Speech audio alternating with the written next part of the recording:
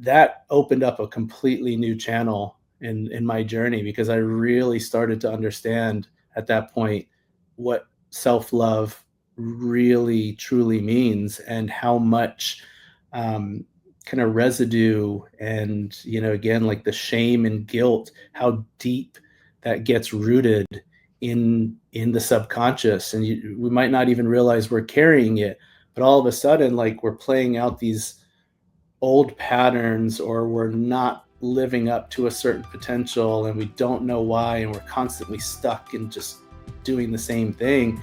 Hey everyone, let's start healing. I'm Adrienne Murchison, and welcome to episode 180 of the Let's Start Healing podcast. We have more in common than we think, and what we have in common can change the world. And I am so happy to bring you my guest today for my 180th episode. And he is a children's book author, among many other things. And his name is Danny Blue. And it is called Coalie and the Great Mystery. And it is a book about perseverance, self-confidence, resilience. And I actually first talked to Danny when I was writing a story on him. I was interviewing him about his book, and in reading his bio and talking to him for this interview about his book, which was separate from this platform, I thought, oh my gosh, this guy is very spiritual. He's a very spiritual man, and I am intrigued and would love to have him on Let's Start Healing. He was sharing many interesting things about his own journey, about spirituality, about really getting in touch with our shadow side, if you will, and doing the inner work. So I thoroughly enjoyed this conversation. I want to remind you to please like and subscribe to the episode. Share Let's Start Healing with at least one person that you know. And let's get to it. Let's meet Danny and let's start healing. Welcome, Danny. Thank you so much. Thanks for having me. Thank you. I really appreciate you doing this. And the first thing I have to ask you is about your cap. Deep. Oh yeah, that really resonates with me. What does that mean for you? that's the mantra these days. I think it's more important than ever. It's funny. It's my favorite hat. I'll wear it to the airport whenever I'm traveling, and I always get some, like, um, reassuring glances from people, like, "Yep, I get Yeah. it." Yeah. And so what does it mean for you? Does it mean like a reset in a consciousness? What does it mean for you?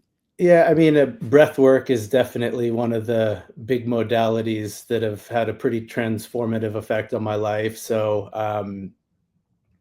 it really is that simple, Yeah. I mean, I'm sure we'll get into some of this stuff further and deeper, but there's so many modalities, and there's so many people searching for what the thing is, to maybe fix the thing, or to heal the thing, or to transform the thing. And I've found so often that it usually always just comes back to the most basic of basics, the main modality being the breath. Yeah. Return to the breath, and just deepening the breath. 90%, or I don't even know the specific statistic, but a significant majority of people out there are operating in this fight or flight, shallow breathing way of life. And so really just returning to the breath and focusing on deepening the breath can have a really profound impact on people's mental well-being. Yeah, I so agree. And although I've always been very spiritual, I haven't always been into breath work.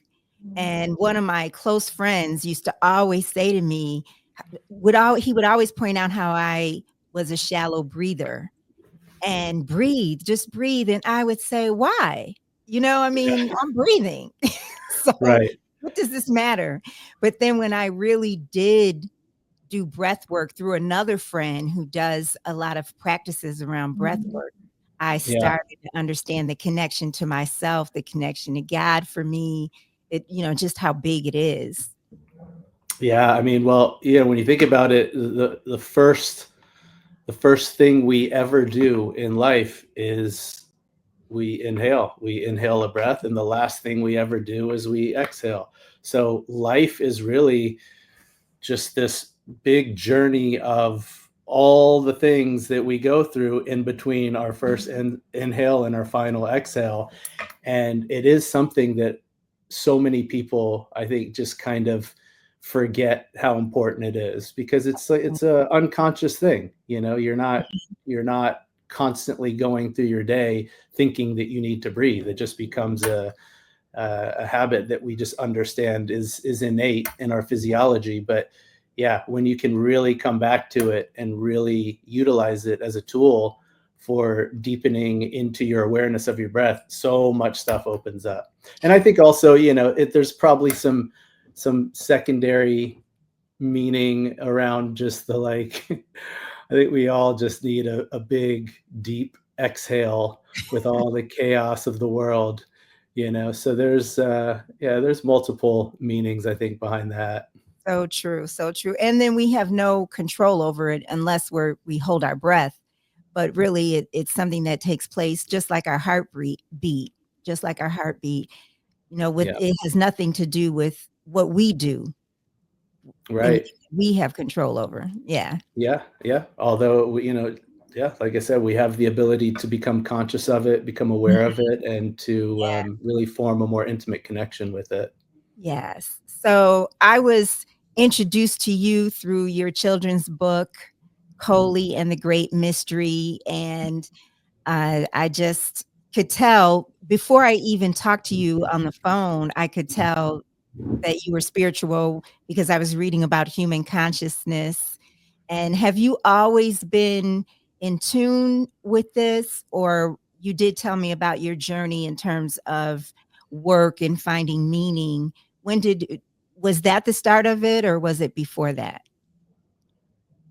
It's interesting. It's always kind of hard to define the spiritual journey, I think, for so many, because we're all on a spiritual journey. Every single person on earth is moving through their own version of source living through this physical body. And so um, there were probably quite a few moments in my earlier days when I had questions. I was always curious. I was definitely the rebel in my family. I think there's always at least one when it comes to siblings. I Mhm. really only have one sibling. I have a sister. She stayed in Atlanta, which is where I grew up, after graduating college, and kind of did the whole um, route of staying by where my parents are. And I was the one that, I had to get as far away as possible after graduating from UGA. So I've always been curious, and I think adventurous, feeling like there's something more. I think that Mhm. that's really the driving force of like pursuing something deeper, around a spiritual journey for a lot of people. How far they go into that, or how deep they feel they need to dig around to see like what else is there. Everyone has their own path, but for me, yeah, I would say mine really started after exiting a corporate career life. I'm not sure, it's been so long now. It's probably in my early 30s. Just, having checked all the traditional boxes of success with a career and 401k savings, nice car, a little bachelor pad, a block from the beach in Venice Beach, California. And by all intents and purposes, I'd kind of built this successful life for myself. And what was really interesting, I think, which was what really made it clear to me that I knew something else was calling me, was that the place that I had built myself to in that career, I didn't even actually have to put that much effort into it anymore. I'd kind of done my time. I'd spent a few years, building out building out this big client base. And, I'd kind of gotten myself into this position where a lot of the monetary success that I was having was kind of happening on autopilot. It was really somewhat passive, just all these residual commissions and whatnot. So the job wasn't really that hard. I was maybe out in the field working 20% of the time, and 80% of the time I could kind of just, do what I wanted. That would be a position most people would be like, I'm not going to let this go. I'm going to, and if I want to pursue a side hustle or something, I'll do it on the side because I'm making good money. No reason to give this up. But there was something so deep in me that just felt so unfulfilled. And it was just like a soul ache, that there was something that I was squandering. I was not meant to be staying in that space, even as like fail safe, to just have resources while I pursued whatever else it was. And I felt a very strong calling that I was meant to just quit this job and, go out into the wild and figure it out. Yeah. And I know you had other ventures, business ventures. Was it through that you fulfilled that, or was it through a connection to God or the universe or nature?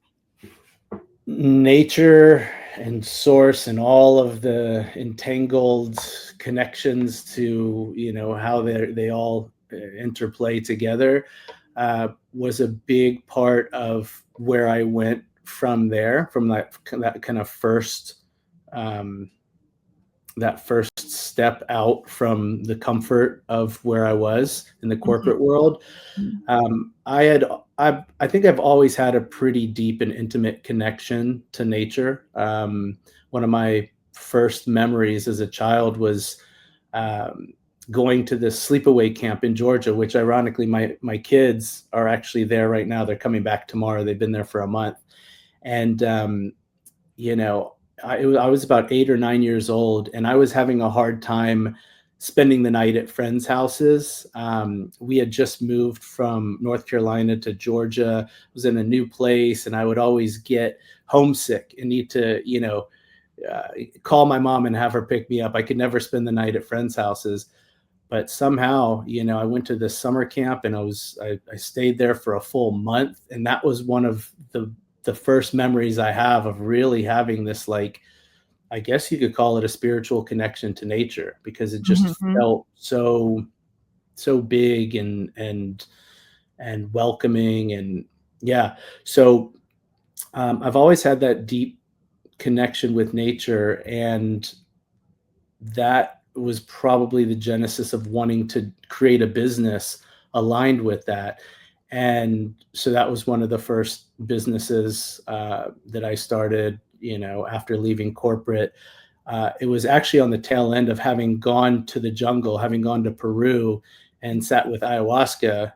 I would say that beginning of my plant medicine journey Mhm. was definitely a pivotal point that pushed me in that direction of wanting to do something more connected to nature. So from that point, I started a business, a social enterprise that works with indigenous artisans in Ecuador, selling these handmade artisan bracelets, a portion of the proceeds going to protect endangered rainforests. And then from there, we partnered with other organizations that were protecting endangered species and whatnot. Um, so yeah, I mean, that was definitely a big Yeah. transformational part of my journey, where I was able to connect into some deeper purpose work over and beyond just, Yeah. checking KPI boxes. What is your spiritual practice, if you're comfortable sharing? Like, do you meditate, or what do you do to connect with source? There's so many different things. I think this current chapter that I'm in right now is very much focused on, I guess you could call it meditation. I spent a month, not I spent a month, I wish I would have spent a month. I spent a week at this place called the Monroe Institute in Virginia a couple months back. Have you heard of it? I Oh, just heard of it this week because I was reading these old CIA files on right. consciousness, them studying Yeah. consciousness, and they mentioned the Monroe Institute. Yeah, that's I think that's kind of what's driving a lot of the awareness and the interest around the work that they're doing with this hemisync technology at the Monroe Institute. But it's, yeah, the gateway tapes are a kind of notorious CIA experiment that the documents have recently become declassified. And it was all part of an initiative that the CIA wanted to work with Bob Monroe, who developed this technology back in the 70s, that would allow people to just kind of explore all of the different dimensions of human consciousness through the use of this technology he created called hemisync, which is essentially like the origins of binaural beats. I Mhm. think a lot of people are familiar with binaural beats, which are just two different frequencies playing in different ears, which helps balance the left and right hemisphere of your brain. And so, yeah, I've become very deeply enmeshed in that world. And so, yeah, I would say nature, sound, and just deep meditations and explorations, Mhm. um, utilizing those various different modalities are probably what keep me as connected to source as possible these days. Yeah. It's so interesting. It's such a coincidence for me that we were even talking about this when I was just reading about this the other day. And I There's the coincidences are, yeah, all the synchronicities, they're flying faster than ever these days, so it's they no surprise. yes, and about 10 years ago, I went with a friend to a sleep meditation, a hemi-sync sleep meditation. And she's very spiritual, but we're both equally, connected to our source. And Mhm. it wasn't powerful for her, but it was very powerful for me. And I was having all these experiences when we would go into this meditation for maybe 20 minutes or 30 minutes, and it was a sleep meditation, and we're sitting on the floor, at someone's home going through this hemi-sync sleep meditation. And I thought that I was gonna leave there exhausted, but I was really invigorated when I left. It was really good. It was an all-day thing. Was it, when you say sleep meditation, was it like, for lucid dreaming? Was it, because I know a lot of some of the practices utilize the technology to try and teach people how to get better at lucid dreaming. I don't know if I would call it that. I actually when I was going into it, because I didn't know what it was, I was going into prayer. So, Okay. I was having these real experiences, these spiritual, experiences with God. Or I grew up Catholic, although I'm not a practicing Catholic now, but Mary and the Catholic religion is very important to me. So I was having these experiences with her, and I was getting these awarenesses. I was having conversations in the Amazing. meditation. Yeah. Yeah. Yeah, it's a really powerful tool, and um, a lot of the resources that they've created, they have a whole website with a bunch of different audios that can be purchased, courses and whatnot. But there's a decent amount of the HemiSync technology stuff that's available for free online, Mhm. some Mhm. YouTube. Yeah. Um, and so, yeah, but going there specifically to like go through the gateway experience, I started my plant medicine journey, and I've actually been a pretty big proponent of the psychedelic wellness space over the past few years. There's so much happening in that world that really is just transforming a lot of what we understand about, the health and wellness space and what's possible. People with treatment resistant depression, PTSD, anxiety, all of these afflictions that we've been led to believe that, the modern Western medical system, Mhm. that's just kind of profiting off of keeping people in that space, but Mhm. just taking care of um, the symptoms. Mhm. And now you see, people are going in, having a treatment or two with some of these other plant medicine modalities and being completely transformed. So it's pretty exciting. And yeah, but my point was that, I've been working with various different plant medicines in that space for 10 to 15 years.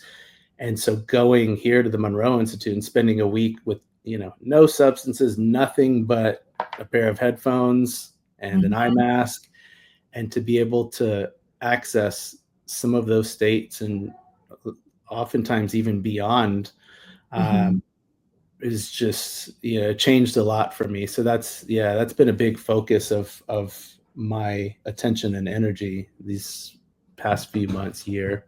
And so when you, at the Monroe Institute, would you feel in your experiences, like you were transported in a way, for lack of a better word, in terms of some of your experiences? Yeah, absolutely. I mean, one of the main things they teach and they support people deepening into and learning more about is out of body experiences, remote viewing. There's a guy, um, I can't remember his name, McGonigal. He was one of the original remote viewers that was doing this work around the time when the CIA, kind of came knocking, wanting to utilize this technology for, all their CIA business. But this guy has historically been, one of the guys that has done these remote viewings, thousands of them, more than anyone else. And it's literally him allowing his consciousness kind of leave his body and access other places, events, various things that are happening that he would have no way of knowing Yeah. what is actually happening at that site. There's a whole world of Mhm. this remote viewing Mhm. space where people are doing these things, and so yeah, that's a big part of what's available there for me personally.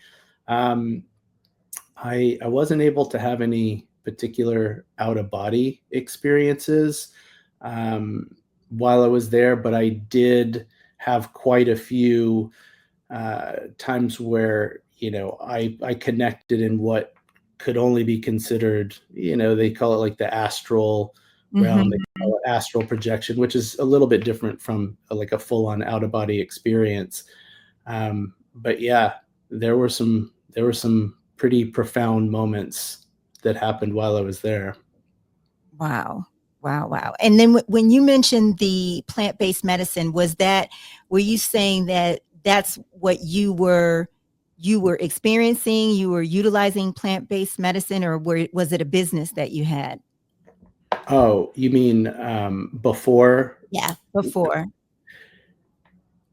The going to Peru and sitting with ayahuasca for the first time, that was more just kind of like the catalyst of what started to open me up and point me a little bit more in a direction that I ended up going, starting this business. Um, like I said, I've always had this deep kind of intimate connection with nature, but being there in the jungle, completely disconnected from, you know, Wi-Fi and all the other things for a week.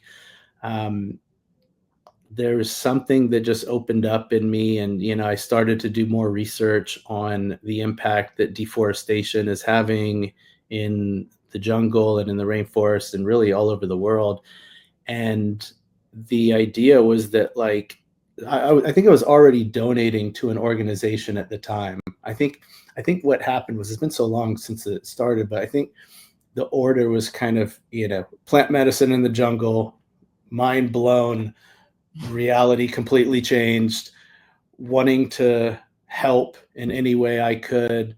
I started supporting an organization called Rainforest Trust that was doing all this amazing work to protect various different areas in the Amazon from deforestation. And it was at that time where I I noticed that, some of these initiatives, they were able to protect an entire acre of rainforest for as little as like $2. Mhm. And that's when I think the business light bulb kind of came on and was like, okay, well, you know, I can donate X amount of dollars every month and protect X amount of acres.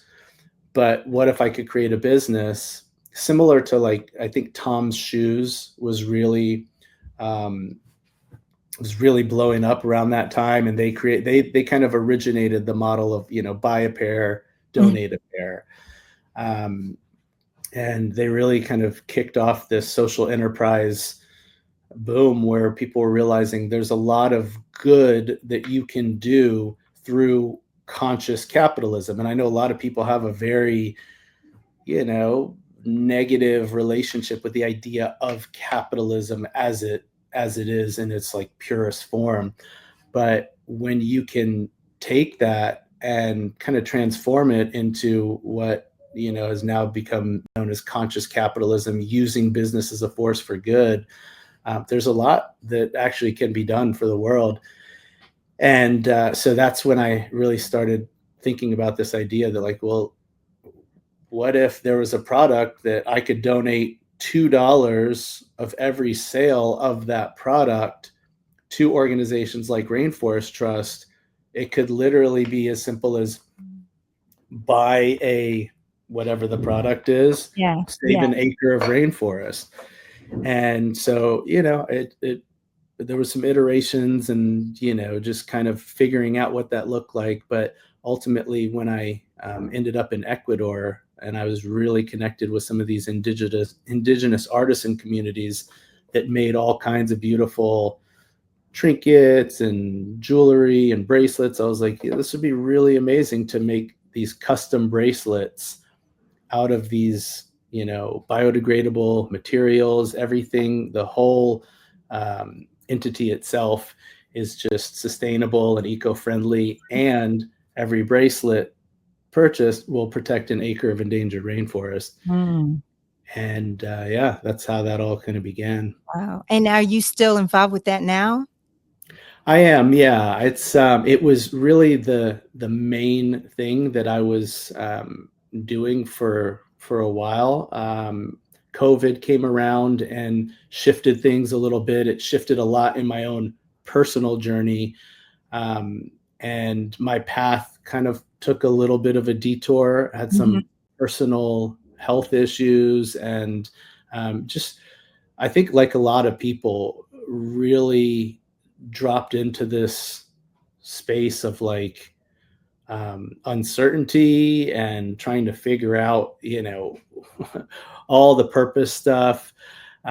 So yeah, I'm still running the business, but since then, I've also written this children's book, like you Mhm. mentioned, that is very much based off of, my own entrepreneurial journey with OMA, which is the bracelet business. I've become much more involved in just my own personal development, supporting other people through the use of a lot of these tools that I've helped cultivate through my own journey. Yeah. So Yeah. yeah. I've been thinking about the title of your book, Coalie and the Great Mystery. And what does the great obviously I know the story, which I want you to Mhm. share the story of the book, but what does the great mystery represent to you? Is it something beyond the story, or were you inspired by something to have the great mystery? Maybe I should share the context of the story first. Or so the mystery in the sense of this book is that the book is about a boy. He's a piece of coal, uh, and he goes on this hero's journey to try and find these mysterious diamond people that he hears a tale about in his village, and it's all based off of the Joseph Campbell's hero's journey framework. Um, and he goes on this adventure to find these diamond people, and along the way he gets all banged up, and every time he hits a roadblock or something happens to him, he's constantly questioning whether or not he should turn around and go back to the safety of his home. And ultimately he ends up discovering that through the process of continuing to push through all of these challenges, he ends up finding the diamond people, and when he looks in the mirror, he realizes he's become the diamond. So I think that's really ultimately what the great mystery is it's not about finding something. It's not about finding yourself. We always have these preconceived notions that, like, if I get here, then I'll be blank. Mhm. Yeah. Once I make X amount of money, then I'll be happy. Once I find, the right partner, then I'll finally, be loved. And I think ultimately, when you go through enough of life and you've been through it, enough stages of the ups and downs, ultimately you realize the great mystery is it's who you become in the process. Mhm. So it's not about finding, it's about becoming. Mhm. And so Mhm. that's really, yeah, I think the heart of the story itself, and about so much of what's been alive for me on my own journey. Yeah, and your twin son and daughter, they helped inspire this story? Yeah, absolutely. They definitely played a role in constantly asking me when I'm gonna finish writing the book. Every time they'd walk by, I had a big cork board with all these little index cards on that I really created the storyboard for the book, and it sat there, as with, I think, a lot of people. I had Mhm. this idea, but recovering perfectionist, as I know a lot of people Yeah. are, and I didn't want to write the book. I didn't want to put it out unless it was perfect and it was exactly, and I was gonna perfectionist it to death at a certain Yeah, point. And yeah. so, I think after enough times of my kids walking by the storyboard and saying, "When are you gonna finish the book?" I was like, "Yeah, I need to finish this while they're still kids," because they were a big inspiration for why I wrote it.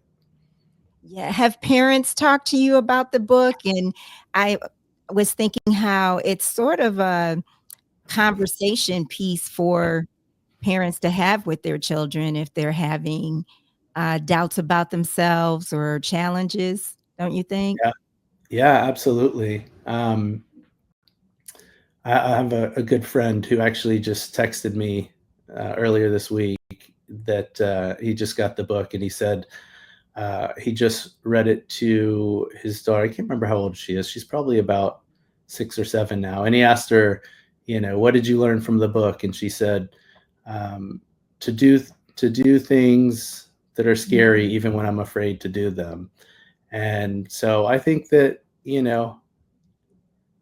for kids to be able to pull even like a basic Mhm. understanding of the Yeah, moral of the story at that age, and then, my hope is if it stays with them yeah. along their own journey and they still have it once they get older. I think it's one of those stories that you'll just keep pulling more and more from as Mhm. you develop a broader understanding of life. Yeah. Well, I have 2 questions I wanna ask you that I like to ask guests, and Sure. one of them is, what do you think that your higher power, your source, wants you to do for yourself in your work? Because your work, from what you've described, you're obviously serving others. So what do you think that this divine source wants you to do for you in your work? Well, I would say what comes up for me is this clarity I've developed around the idea of self-love over the past 5+ years. Um, I I actually, it's funny because I remember for the longest time the just the idea, the term self-love to me always felt like this very kind of like hippie, like just I don't know. I couldn't really connect to the understanding of what it meant. Like it felt a little too esoteric. I understood what like confidence was. So like what's the difference between confidence and self-love? Self-love just sounded like a much more, I guess woo woo way to describe just having self confidence. But there was this moment, it was around 5 or 6 years ago, where whenever I would do these guided meditations, I would always choose anything other than the self love one. I would never do the self love guided meditation because I'm like, I, I love myself, I think. So I thought until I finally did one of these self love meditations. I don't know what guided me to do it, but um, I think I like just broke down, totally broke down, crying and just feeling like this deep sense of like all the ways in which I had maybe betrayed myself or not really fully allowed me to accept all the parts of myself and all the shame and the guilt I had carried for all these various different things. And that opened up a completely new channel in my journey because I really started to understand at that point what self-love really truly means and how much kind of residue and again like the shame and guilt, how deep that gets rooted in the subconscious, and we might not even realize we're carrying it, but all of a sudden like we're playing out these old patterns, or we're not living up to a certain potential and we don't know why, and we're constantly stuck in just doing the same thing. And for me it came back to like, wow, like I've blocked so much of what I want to call into my life simply because deep down inside, when I go really down into the shadow, I see this lack of worthiness. I don't Mhm. feel worthy because of X, Y, and Z things that have happened in the past, or I've done in the past, or I've let this person down. And so I would say that's probably the thing that God, source, the Yeah, universe wants more than anything from me, is just to like really accept and love myself for exactly who I am. yeah, that was really powerful. And, one of the things you said about I've blocked so much of the things that I want to call into my life. That's the whole thing you said was powerful. That really was one of the things that stuck out for me. And self-love is definitely that's my that's my It's a life jam. thing. Yeah. Yeah. Getting to the point of self-love has been Yeah.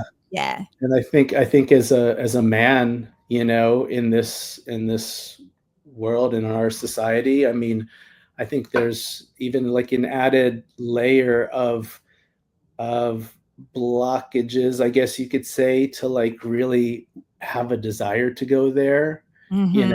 and so like my hope is that um, just more self-love for everyone, men, Yeah. women, it doesn't matter, but there is this additional frequency, I think, of that, how men can really move past a lot of these preconceived notions about you know how we're supposed to be and how we're supposed to act and how we're supposed to like hold feelings in. And yeah, my hope is that more men are able to like access that space and Mhm. really open up a lot of what I think the world needs to be opened up right now. Yeah, yeah. I just recently did a episode with 3 men on men's mental health, and Mhm. since then, I've been looking at men in a new way, and just yesterday, I was watching a TV show, and I just started thinking about, wow, men really do have a lot on their shoulders because, we just just because of traditions. Yeah. There's just a lot of weight that I think, as a woman, that we take for granted because we just think, well, that's what men are supposed to do. And that's a very heavy, weighty thing to have to carry, it seems to me. Yeah. Yeah, it can be. And, we all have our own challenges and stories, limiting beliefs that Yeah, we get to overcome. yeah. But yeah, for me specifically as a man, I think the father role is what really started to shift things, Mhm, and put more things in perspective, to start to understand a little bit more the nuance of, like, what is my purpose, what what am I meant to be doing, and how can I what things can I focus on to really allow myself to expand and transform more. mhm. Well, my last question for you is Is there a miracle or blessing that you experienced in your life that was not you at all? You said, this was not my doing. This was completely divine. So many. So many.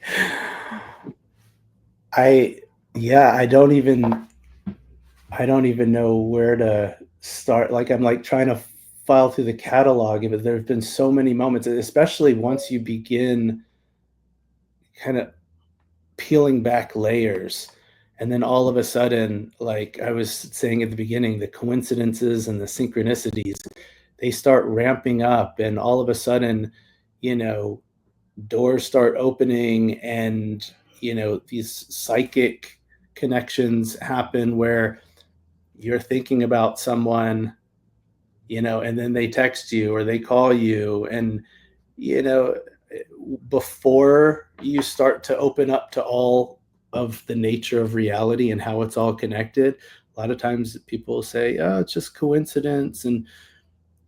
But when you really understand the energetics of quantum entanglement and how all this really works, in not in the spiritual woo woo world, in this Mhm, provable scientific world, it's just it doesn't even phase you anymore. So um I wish there was one. I mean, the only one that is kind of top of mind right now, it seems like a little one, but it was one of the first times, like, I felt like the hairs on my my body kind of stand up, and I got chills. Was I was actually on the plane flying to Ecuador. This was in the early stages of when I started that business, and I had another business before that. The idea was somewhat similar, but it had a different name. The name of the business was Solstice, Soulstice, and I was selling different products. The intention of the business was still to save the rainforest, but something felt off. It was just like the product was kind of, it was like for the yoga industry, but it wasn't fully aligned with what I knew the business could represent.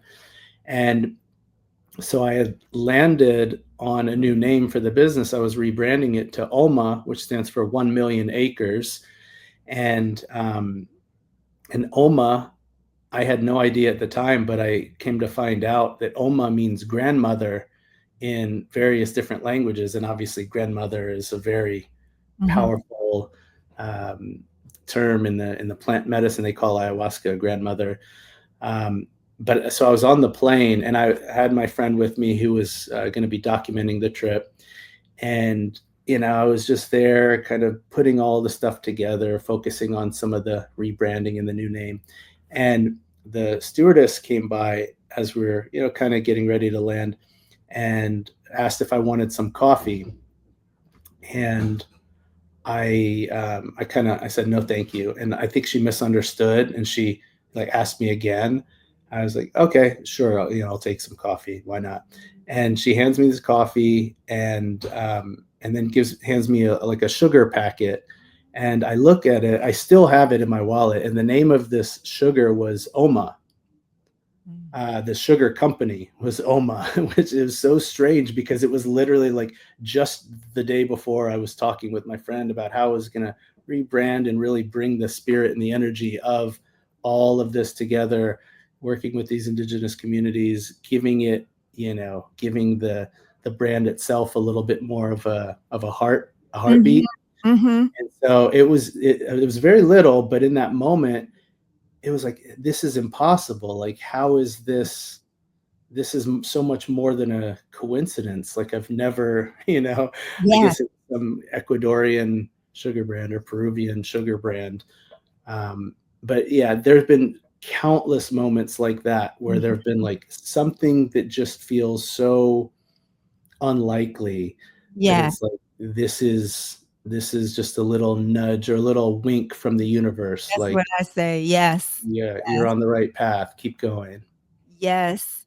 And you mentioned quantum entanglement. And what did you mean when you say that? The entanglement part is what was intriguing me. Yeah, well, I mean, this is part of all the things that are now being proven in, quantum physics. And, they've done all of these studies and these tests where they're able to tell, like, on a subatomic level, when you break it down into the science of it, like, if they have two particles that are near each other and are operating in the same way, let's say that they start spinning one to the point where the other particle is spinning or it's connected to it, they've done these tests where they've studied the send a particle all the way, to the other side of the world, and make changes to the first one, and the one that is not anywhere near it will um, start to have the same attributes as the first one. So there's this understanding that, there's an entanglement process that happens, and that's why, when you're thinking about somebody and then they text you Yeah, or something happens in that regard. um, so it's just the understanding that not only are we all connected, but how we operate and how we act in the world can tangibly affect the rest of the world. absolutely. Everything is connected and everything is affecting everything. Yeah, So yeah, I mean, there's people, there's all kinds of practices people are doing with this quantum entanglement, and affecting the energy of your water with your words, um, which, tons of experiments and whatnot that have been done with that. But the scope of how little we know about the nature of reality and how yeah, this universe operates is just, that's why they say the more you learn, the less you know. yeah. Well, you've given people a lot to think about. This was really, really good. Yeah. Yeah, I've given myself plenty to think about as well. Every day I'm like, okay, what's on the agenda for today? Thought I figured it out yesterday. Nope. Right, right. Well, I really appreciate you doing this and being on Let's Start Healing and the conversation, and wish you all the luck with Coalie and the Great Mystery. And people can purchase it, I know, on Amazon, right? And in It is. bookstores as well. Yeah, I do have a website. It's iamcoalie.com, Coalie. The paperback is available on Amazon, but the hardcover, and we made a little reversible plushie that goes with the book that, it's really cute, additional toy for the kids. Those two are available only on the website, iamcoalie.com. Okay. Yeah. Thank you so much, Danny. Yeah, it's my pleasure. Thanks for having me.